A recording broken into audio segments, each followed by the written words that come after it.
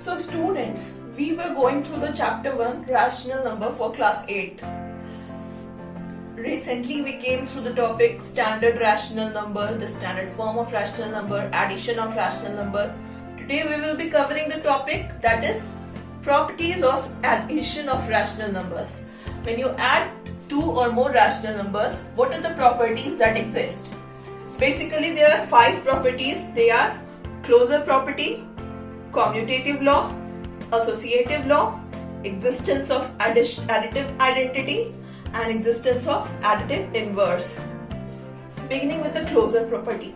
Closure property states that the sum of two rational numbers is always a rational number, which means suppose first rational number, that is 1 by 2, is added to second rational number, that is 3 by 4.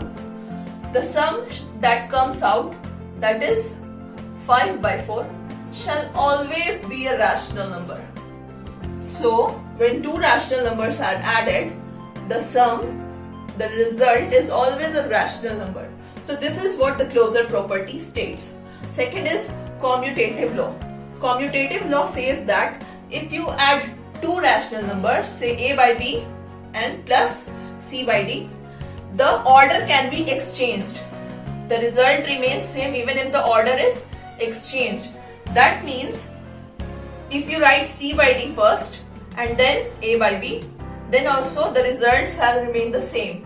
Like for example, 5 by 2 plus 3 by 5. 5 by 2 is the first rational number, 3 by 5 is the second rational number. Now exchange the order.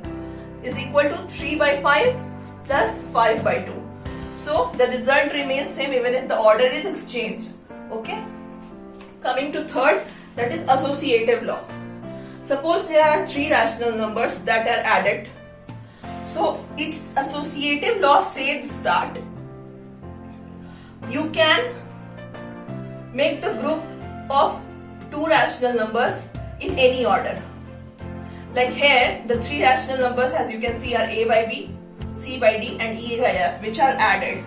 Here the grouping has been done for a by b plus c by d. The grouping for a by b plus c by d.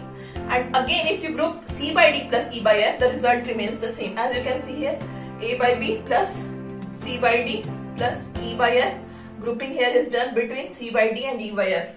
Even then the result remains same. That means either you add these two rational numbers first, or you add the latter two rational number first, the result shall not change. Fourth one is existence of additive identity. So 0 is such a rational number which when added to any rational number gives the same rational number as result. For example, if a by b is a rational number which is added to 0, it is similar as 0 plus a by b, which we learned in commutative law that exchanging the place does not change the result. So 0 plus a by b is equal to a by b. A by b when added to 0 gives the same result, that is a by b. So suppose a by b is a rational number, then 0 is its additive identity. Why is 0 additive identity? Because 0 added to any rational numbers gives the same rational number as the result. Fifth, existence of additive inverse. For any rational number, say a by b, there exists minus a by b, that means negative of that rational number. Now, such that when you add the two numbers, it means the given rational number and then the negative of that rational number, the result comes out to be 0. Result is then 0.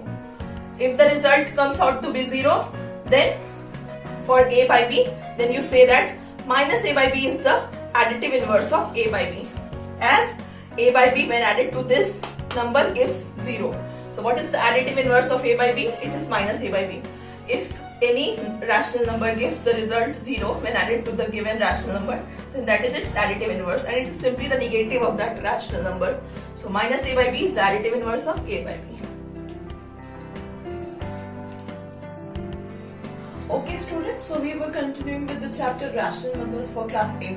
The topic that we covered in the last class was addition of rational numbers. We came to know about the properties that are included in addition of rational numbers. Today the topic is multiplication of rational numbers. So suppose there are two rational numbers. For any two rational numbers, say a by b and c by d. How multiplication goes? Multiplication goes like this: a by b into c by d is equal to A into C by B into D. So multiply both the numerators and then multiply both the denominators. So numerator comes out to be the multiplication, the product of numerators, and denominator comes out to be the product of individual denominators. For example, minus 15 by 4 into minus 3 by 8. So minus 15 into minus 3 in the numerator, 4 into 8 in the denominator. So any term, does it have common divisor which can cancel out? You can check out. Nothing is common. So answer is minus 15 into minus 3 is 45, 8 into 4 is 32. So answer is 45 by 32. Let's have a look at the next question in which there can be common divisor which can cancel out. So if here the question is minus 11 by 9 into minus 51 by 44. Again, multiply the numerators. Minus 11 into minus 51 by 9 into 44. Here we see that 11 and 44 have common divisor, that is 11. Also 9 and 51 have common divisor, that is 3. So cancel out. How? 11 in the table of 11 is cancelled out by 1 and 44 is cancelled out by 4, as 4 times 11 is 44 and 1 times 11 is 11. Then in table of 3, 3 times 3 is 9, so 3, and 3 times 17 is 51. So common divisor 3 is cancelled out as 17 and 3.